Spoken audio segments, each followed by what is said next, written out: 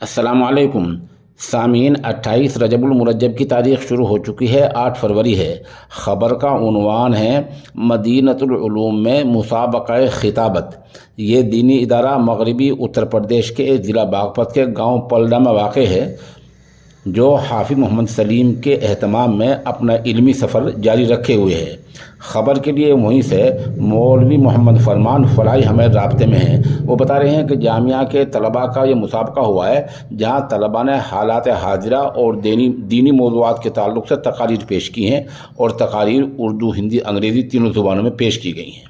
یہاں حکم کے طور پر مولانا طاہر حسن، مولانا عباس اور مفتی اکرم رہے ہیں، جبکہ مولانا فرمان فلاحی اور محمد سلیمان طالب علم نے نظامت کے فرائض انجام دیے ہیں۔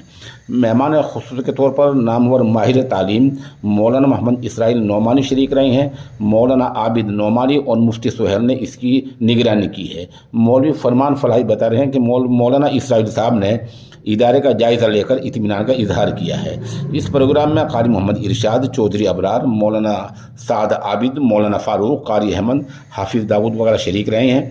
یہاں محمد سلیمان، محمد سایان اور محمد حارث نے بالترتیب پہلی، دوسری اور تیسری پوزیشن حاصل کی ہے۔